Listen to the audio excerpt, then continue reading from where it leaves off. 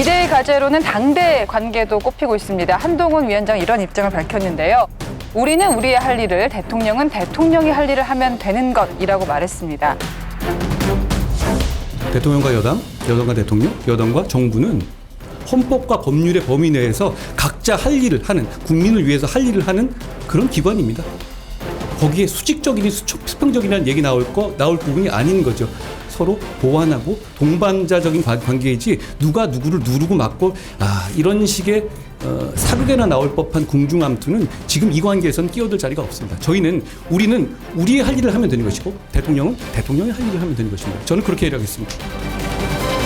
아니 그거 말을 너무 돌려서 했어요. 뭐 법에 나와 있는데 돌리고. 네. 근데 국민들이 얘기하는 거는 한동훈 위원장 뽑을 때 중요한 이유 중에 하나가 뭐냐면 워낙 그립이 센 분이니까 아무도 얘기를 못 한다는 거 아니에요. 들리는 얘기는 뭐 장관들도 얘기 못해, 총리도 얘기 못해, 비서실장도 얘기 못해, 당대표도 얘기 못해, 윤핵관들도 얘기 못해. 그러니 마지막 남은 카드는 한동훈밖에 없다. 한동훈이라도 비대위원장 앉혀서 좀 직원을 말을 해라. 이렇게 얘기를 한 건데 일단은 뒤로 어떻게 얘기를 할지는 모르겠지만 공개적으로는 그게 쭉 얘기한 거 보니까 그건 뭐 대통령실은 대통령실의 역할이 있고 우리는 우리들의 역할이 있다. 그거 국민들이 모릅니까? 교과서에 있고 헌법에 나와 있는 건 다 아는 얘기예요. 그러니까 대통령실이 잘못하는 게 있잖아요. 대통령께서 좀 뭐 말실수를 하는 경우도 있고 태도의 문제도 있으면 그거는 조금 좀 그래도 두 분 간에 신뢰관계가 있으니까 얘기를 좀 잘 전달을 해달라. 이제 이런 거니까 그 얘기는 조금 해야 될 것 같고 대통령실 특검법 문제 같은 경우는 아이디어들이 많이 나오던데 저는 다 허망한 아이디어라고 봅니다. 이를테면 뭐 특검법에 그 한동훈 장관도 괜한 오해를 살 발언을 했죠. 이게 위헌적이고 독소 조항이 있다. 그러면 독소 조항 다 드러내면 할 거냐? 할 거 아니잖아요. 그런데 그 불필요한 말을 했고 정의당이 특검 추천하고 결정하게 돼 있죠. 그리고 수사 상황을 생중계하게 되어 있는 독소 조항까지 들어있죠. 그 법은 총선을 그걸로 뒤덮고 국민들의 선택권을 침해하겠다는 명백한 악법입니다. 그 법에 대한 거부권은 국민을 위해서 당연한 겁니다. 정권이 끝나고 나면 그게 수사 대상이 된다면 정권이 뭐 재창출되든 넘어가든 반드시 수사를 하게 될 겁니다. 그렇게 밀어두고 대신에 국민들이 바라는 건 대통령이 되더라도 저는 그냥 조용히 뭐 내조만 하겠다고 했는데 그보단 좀 더 역할을 하는 것 같은 것에 대한 불만들이 있고 막 여러 가지 그 자본들이 나오는 게 있으니까 그 제2부속실을 둬서 제1부속실의 일에 좀 명확하게 그 권한을 딱 구분을 짓고 특별감찰관도 좀 두고 뭐 필요하면 민정수석실도 좀 뭐 다시 뭐 부활하고 이렇게 해서 그런 문제에 대해서 공적인 그 견제를 좀 하고 있다 이런 느낌을 좀 주는 게 좋지 않나. 그런 게 아니면 이제 이런 문제가 다시는 뉴스에 나가지 않도록 하겠다고 하든지 그런 게 좀 있어야 되겠죠. 한동훈 비대위원장은 그 총선용 악법이라 그랬고 대통령실에서는 반헌법적 선거 공작이라고 얘기했잖아요. 그러니까 이제 운신의 폭이 뭐 계산할 것도 없어요. 이미 방향은 정해져 있는 거죠. 그런데 한 가지 주목할 것은 당내에서는 물론이고 보수 언론들이 특검법 수용 분위기를 좀 몰아가고 있어요. 김건희 특검에 대해서 무조건 반대만 해서는 안 된다. 그래서는 민심을 얻지 못한다 얘기했고 일부 다른 언론들도 특검법을 완전히 피해갈 수는 없다라는 분위기를 띄우고 있기 때문에 이 부분도 저 한동훈 비대위원장으로서는 의식하지 않을 수 없어요. 김기현 대표가 물러난 배경에도 보수 언론들이 김기현 대표 체제로는 총선 승리할 수 없다는 그런 분위기도 크게 작용을 했거든요. 글쎄, 저는 뭐 특검을 받아야 된다고 보고요. 총선 전이라도요? 아니 왜냐하면 진작에 받았으면 끝났을 문제거든요. 이거 저는 또 까도 나올 거 없다고 보거든요. 그런데 그걸 갖다 미루다 결국은 총선 기간까지 끌고 와버린 거잖아요. 이게 이제 그들의 패착이라고 보고 받을 거면 조건 없이 그냥 화끈하게 받아버린다는 게 중요하고 왜냐? 성역 없는 수사를 약속한 거고 그게 사실 윤석열을 대통령으로 만든 상징 자본이거든요. 공정과 상식. 그걸 스스로 무너뜨리게 된다라는 겁니다. 그다음에 이게 뭐냐 이 사건 자체가 아니 결혼도 하기 전에 있었던 거고 십몇 년 전의 일이거든요. 그게 얼마나 파급력이 있겠냐라는 겁니다. 그래서 저는 그냥 받으려면 화끈하게 받아버려야 되고 지금 이거 이미 그러니까 한동훈 비대위가 뭐냐면 그거잖아요. 지금 아까도 대통령 역할 따로 있고 당 역할이 따로 있죠. 근데 그러지 않았으니까 문제거든요. 그래서 했는데 결국은 그 시금석을 뭐로 보냐 하면서 국민들은 이걸로 본단 말이에요. 특검법으로 보는 거예요. 이걸 어떻게 하느냐? 이걸 보면 너의 한계를 알 수가 있다라고 보는데 그냥 넘어간다라고 하면은 사실은 아유, 똑같구나 너도. 지금 말씀하신 것처럼 공소시효가 지난 것까지도 대통령의 배우자는 그야말로 결혼하기 이전까지도 다 이게 특검의 대상이냐. 문재인 정부에서도 이에 대한 수사로 90여 명의 전 주건 단 한 명만 기소를 했습니다. 나머지는 기소도 못한 상황이었고요. 그 기소한 사람조차도 무죄 판결을 받았습니다.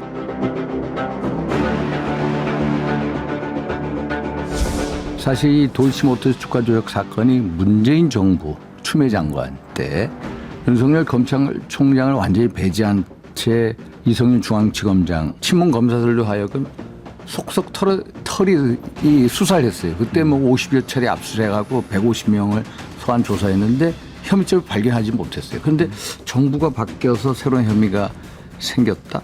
야, 이거는 좀 우리가 보는 야당의 정치 공세고, 그리고 소위 말해서 내년 총선을 김건희 특검 총선을 치겠다는 전략이다. 네. 그렇다라고 하면 90몇 명의 분의 1인데 이것을 지금 파헤치자라고 하는 게 이것이 그냥 여론 재판을 해보자라고 하는 의미에 지나지 않을 수 있다. 이런 얘기를 할 수가 있고요. 그럼에도 저는 국민들이 이것에 대해서 다수가 지지하는 듯한 모습을 보이고 이런 이유가 뭐냐라고 하면은 저는 그건 박성민 대표의 얘기 속에 답이 있다 이렇게 생각합니다. 선거 기간에는 내조만 하겠다라는 얘기를 국민들 앞에 와서 약속을 했고, 그러나 대통령보다도 영부인이 중심이 되는 사진들 이런 것들이 마구 흘러다니고 이러니까 이게 정말 내조만 하는 게 맞냐?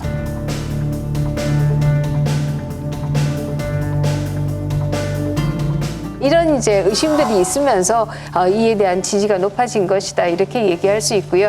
그런 차원에서 본다라고 하면 실제 중요한 것은 특검이 아니라 앞으로 윤석열 정부가 성공하기 위해서도 이 김건희 여사가 자기의 최소한의 역할만 하고 있다라는 것을 대중에게 인식시키기 위한 조치들은 충분히 취할 필요는 있다 이런 생각하죠. 문재인 정부 때 어떤 점을 의아하게 생각했냐면 국민 여론에 물어보면 안 되는 것들, 탈원전을 공론조사를 한다거나, 뭐 교육정책을 공론조사를 한다거나, 또 무슨 뭐 지소미아 파기 같은 거, 그걸 일반 국민들은 몰라요. 그건 진짜 고도의 전문적 판단이 필요한 거예요. 그거는 여론을 근거로 뭘 하고, 뭐 조국 장관은 그만두게 해야 된다. 이거 이제 찬성 여론이 많죠.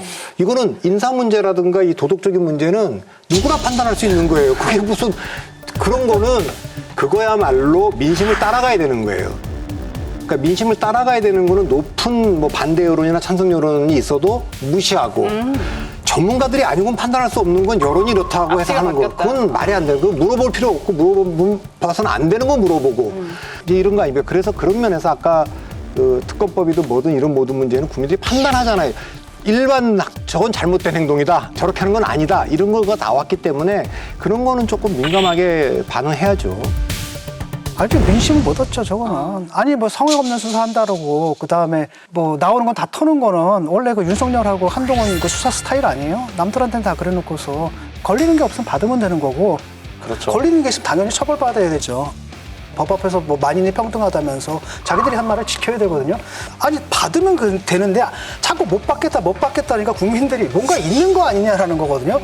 한동훈 비대위 체제의 가장 중요한 임무 중에 하나가 그거예요. 김건희 리스크를 어떻게 해소하느냐라는 거거든요. 근데 이것 없이 그렇습니다. 몇 가지 뭐 이거 좀 사고 사저에 좀 가게 해서요. 뭐 이래가지고 되겠어요 이게? 벌써부터 반헌법적 선거 공작이라고 또 규정을 지어버리고 대통령 뭐 정치실장이 나와서 얘기해버리고 이러면은 한동훈 비대위원장으로서는 사실 뭐 각을 세우고 안 세우고를 떠나서 결정할 수 있는 그 재량의 범위가 좁아지는 거죠. 그래서 우리가 지금 한동훈 비대위원장 입장에서만 얘기를 하는데요. 이 부분은 사실 윤석열 대통령이 결단해야 될 문제고 윤석열 대통령에게 그 지분이 큰 사안이에요. 특검법 문제에 대해서는 대통령이 결단을 내려서 정말 총선 승리 그리고 나가서 정권 재창출까지 할 수 있는 그런 기반을 마련할 수 있도록 윤석열 대통령이 결단을 내려야 되는 부분이에요.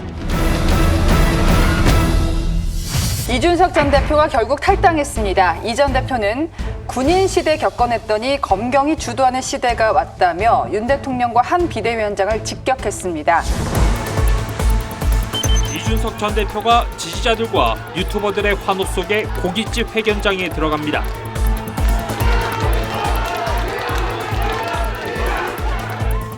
저는 오늘 국민의힘을 탈당합니다. 동시에 국민의힘에 제가 가지고 있는 모든 정치적 자산을 포기하겠습니다.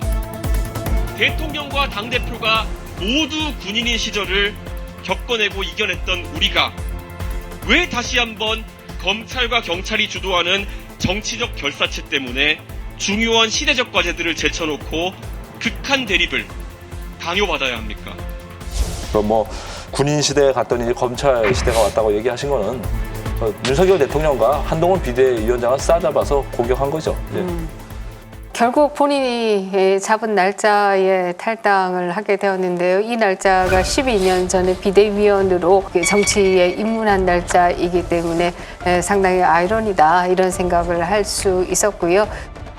어떻게 보면 박근혜 비대위원으로 출발을 했지만 이 이준석 비대위원이 다시 언론의 주목을 받은 것은 바로 이 십상시 발언과 함께 김무성과 유승민 의원과 박근혜 대통령의 갈등이 대중들 눈앞에 나타난 때이기도 합니다.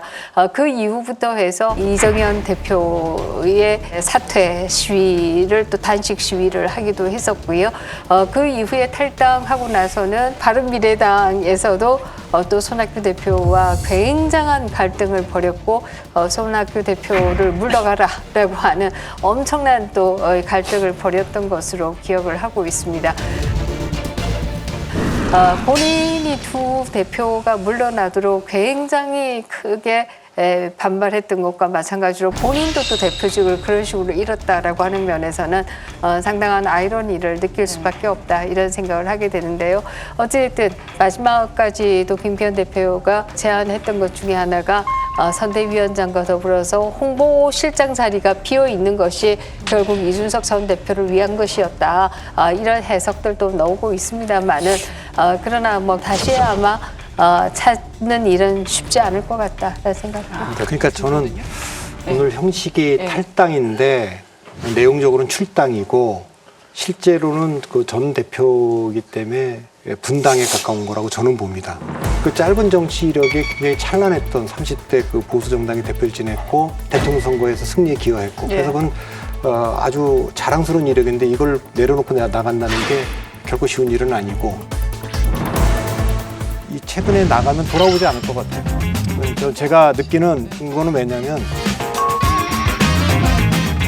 최근에 와서 이준석 전 대표가 하는 말 보면 2012년 비대위에 갔더니 김종인 비대위원이 강령에서 보수란 걸 빼자 그러더라. 그 이제 와서 조금 자기가 그게 무슨 뜻인지 알겠다. 그래서 본인이 보수 정당을 기반으로 정치할 생각을 버린 것 같아요. 포기한 것 같아요. 그래서 이게 이제 국민의힘은 잘 알아요. 우리가 내쫓았다가 아니라 그런 형식이 취했지만 이준석이 나간 거예요. 떠나간 거. 그러면 이게 누구한테 타격을 더 주느냐? 국민의힘에 타격을 더 주죠. 국민의힘의 20, 30대가 이렇게 쫓겨나가는 당대표를 보고 지지하겠습니까? 탈당 선언문을 봐도 약간의 미련이 저는 느껴집니다. 미련이요? 네, 뭐 총괄 선대위원장을 제안받았다는 사실을 굳이 그 탈당하는 마당에 밝힐 필요가 있을까요? 만수산 드렁칠과 같이 얽혀 살 수도 있었습니다. 실제로 이미 몇 달 전 책임 있는 사람으로부터 총괄 선대위원장 등의 자리도 제안받은 적이 있습니다. 그런데 전혀 마음이 동하지 않았습니다. 제 선택은 제 개인에 대한 처우 그리고 저에게 가해졌던 아픈 기억 때문에 하는 것이 아닙니다. 저는 고개를 들어서 과거가 아닌 미래를 봤습니다. 비상상태에 놓인 것은 절대 당이 아닙니다. 바로 대한민국입니다. 굳이 저는 저런 것도 좀 납득이 좀 안 가고 그럼에도 불구하고 저는 그 국민의힘과의 이별의 끝은 아니라고 생각을 합니다. 여전히 뭐 신당 창당하더라도 나중에 돌아올 수 있는 길은 얼마든지 있는 거고 이준석 대표는 그 돌아온 탕자가 되지 못할지언정 출탕이 되면 안 돼요. 완전히 가출한 탕자가 돼버리면 도저히 보수로부터 구원을 받을 수가 없어요. 그래서 보수에서 발을 완전히 빼면 앞으로 정치적 기반을 잃게 됩니다. 그리고 지금 얼마나 보수한테 자원이 훌륭해요. 이준석 대표나 한동훈 비대위원장. 여태까지 보수가 보지 못한 자질을 갖던 분들이잖아요. 이분들은 보수에서 어떤 자산이라 생각하고 까치밥처럼 좀 남겨두고 아껴둘 필요가 있어요. 그 이준석 대표가 탈당을 하지만 완전히 적대시하지는 않았으면 좋겠습니다. 당초 국회에서 탈당 기자회견을 할 것으로 알려졌었는데요.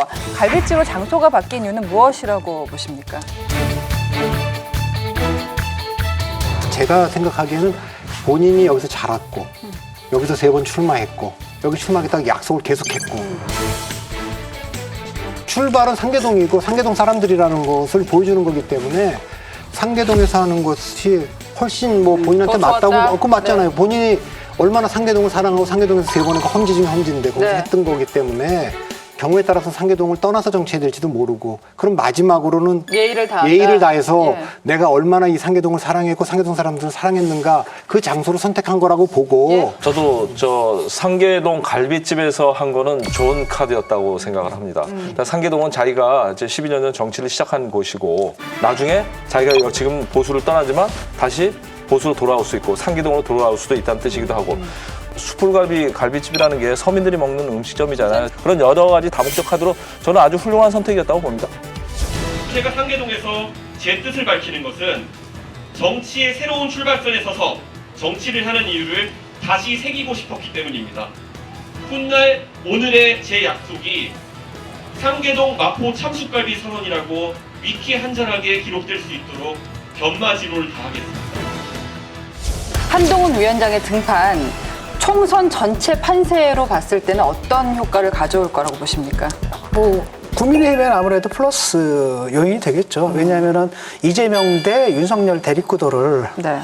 이재명 대 한동훈 대립구도로 바꿔버렸거든요.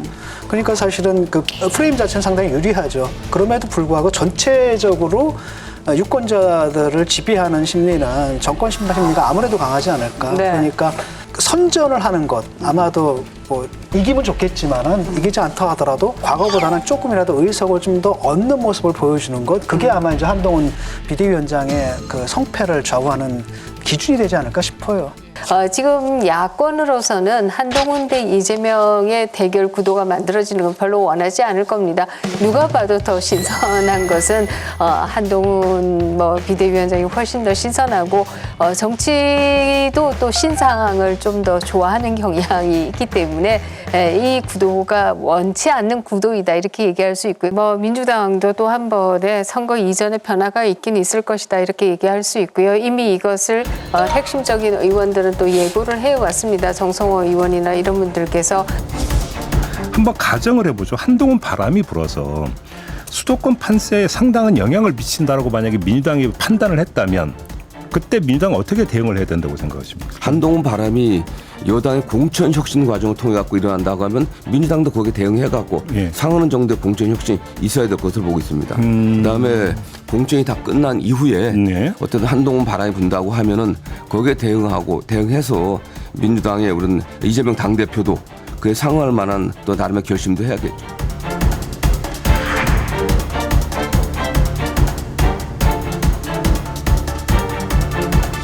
그런 차원에서 보면은 공선이 끝나고 난 이후에 예상되어 있는 선대위원장의 경우에는 새로운 인물들 물론 이재명 아파트다 이런 논란들은 계속 있겠지만 만들어지지 않겠는가 이런 얘기를 할 수가 있을 것이고요. 그러니까 민주당의 문제는 뭐냐면 우리 한국의 민주주의가 발전하는 동안에 계속 정치개혁의 목표를 제왕적 대통령제의 폐해를 극복하는 데 도왔거든요. 그것만 신경 쓰다가 우리가 놓친 게 2가지가 있어요. 국회 다수파가 모든 걸 비토하는 상황을 어떻게 해결할 거냐 이거 못했고 또 하나 해결하지 못한 건 제왕적 야당 당대표를 전혀 제어를 못한 거예요. 그래서 소송구제가 있으니까 아니 민주당 당론 결정이 뭐 이재명의 생각이 당론이에요. 그리고 그러니까 누가 들어가도 거기에 뭐 딴 이견을 지금 뭐 말할 수가 없고 이재명 대표 얼굴로 이길 수 있냐 저기는 한동훈 지금 그 비대위원장으로 바꿔서 오는데 우리 청산하겠다고 오는데 그러니 공천을 위해서도 그렇고 선거를 위해서도 그렇고 조금 물러나 달라 지금 이렇게 욕을 하고 있는데 내가 공천까지 다 하고 나서는 물러날 수 있다 지금 전략적 인내 시간이 아마 이재명 대표가 물러나도 조금 타이밍을 놓치고 늦게 되는 게 아닌가 이렇게 봅니다. 이재명 대표는 최대한 늦게 사퇴할 거예요. 아마 사퇴할 생각은 검토 노력하고 있는 것으로 알고 있어요. 근데 최대한 늦게 사퇴할 것이고요. 잠시 물러났다가 총선 이후에 전당대 열면 다시 한다는 게 보관이에요. 그래서 권리당원도 강화한 거고 그런 생각을 갖고 있어요. 근데 입 밖에 내기를 다 조심스러워하죠. 그럼 이 분위기들이 뭐 제3정당에는 또 기회가 될 수 있지 않을까요? 그렇죠. 가장 제3정당으로 성공 가능성이 있는 정당을 든다라고 하면 이낙연 신당이 될 것이다. 이렇게 얘기할 수 있고요. 어쨌든 이낙연 전 대표의 경우에는 지역 기반을 뭐 전적으로 가져간다라고 얘기할 수는 없겠지만 특정 지역에서는 그래도 양자 구도로 대결해 볼 수가 있다라는 면에서 훨씬 더 성공 가능성이 있다 이렇게 볼 수 있습니다. 신당 가능성이 높죠. 지금 뉴스피릿 여론조사 보면 민주당 지지율이 33, 국힘이 한 29 정도 나오는데 이준석 신당이 한 10%, 이낙연 신당이 한 9% 나와요.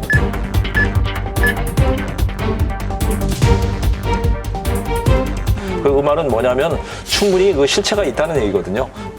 이낙연 대표도 민주주의 실천 행동을 기반으로 해서 지금 사조직을 통해서 지금 상당 준비 작업이 거의 끝났어요. 결심만 하면 되는 단계예요. 그러니까 지금 이낙연 신당의 가능성이 높다라고 얘기가 나와다 보니까 이재명 대표가 난 지금 이낙연 전 대표 연락 기다리고 있다. 통합의 길을 갈 수 있도록 노력하겠다라는. 이낙연 대표는 분명하거든요.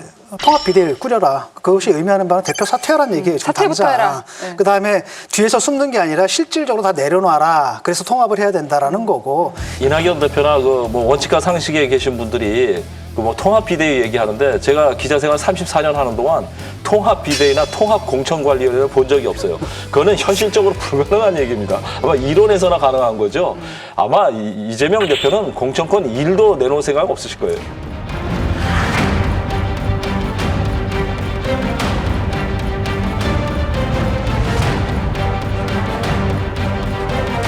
그래서 우리 민주주의가 이 문제, 제왕적 야당 대표 문제를 어떻게 해결할 거냐. 이것을 뭘 대책을 내놔야지 지금 상황은 뭐 완전히 팬덤 몰고 다니면서 패권으로 누르니까 이걸 뭐 우리 전체주의 정당이라고 비판하는 분도 있고 나치다까지 그 극단적인 얘기까지 나오는데 그걸 또 아니라고 얘기할 수 없을 정도 일들이 벌어지고 있어요. 그러니까 지금 민주당의 문제는 뭐냐면 공정하게 경선 관리하겠다. 공정한 룰이 아니라니까 지금 권리당원들이 뽑는데 거기서 어떻게 그들이 살아남냐고요. 그렇죠. 그리고 지금 바깥에 있는 유튜버들은 딱 명단을 비교해서 이 사람 찍고 이 사람 찍으면 안 됩니다라는 걸 계속 연일 돌리고 있는데. 아니, 그러니까 민주당의 가장 큰 문제는 뭐냐면 모든 절차를 민주적으로 했을 때 가장 독재적인 결과가 나온 딜레마에 좀 빠져 있는 겁니다. 네. 가장 민주적으로 했을 때 가장 독재적인. 그러니까 사실은 이게 이재명 대표는 플랜 A는 뭐냐면 자기가 그냥 계속 대표를 하는 겁니다. 그러니까 통합을 해야 되니까 어떻게 되냐면 지금 문제가 되는 게 그 3총리거든요.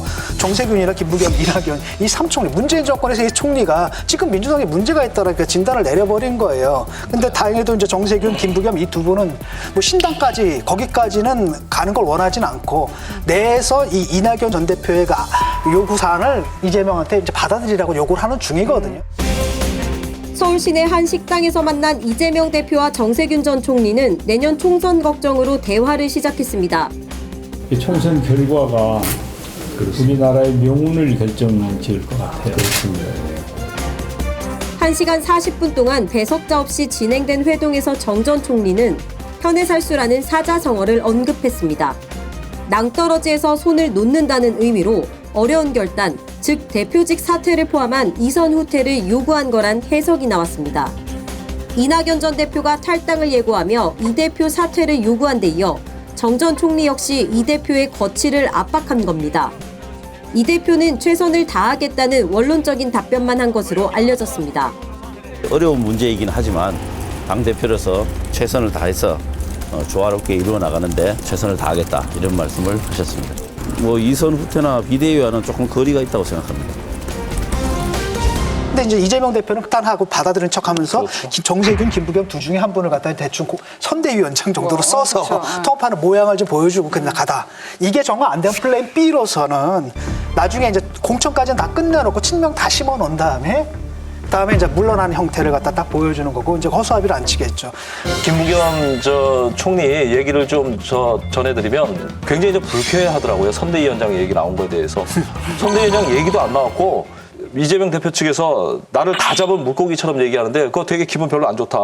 나는 아직 총선에서 내 역할 정하지도 않았고 지금 이낙연 대표 뒤에 누가 있냐면 동교동계가 있다는 거예요. 동교동계가 지난 25일 날 모임을 가졌거든요. 거기서 주 대화 내용이 뭐였냐면 이재명 대표를 원색적으로 비난한 말들이 엄청 나왔어요. 그래서 지금 이낙연 신당이 뜨면 이낙연 신당 자체가 성공은 못하겠지만 민주당에서 호남 수도권에서 큰 영향력을 발휘할 거라는 거예요.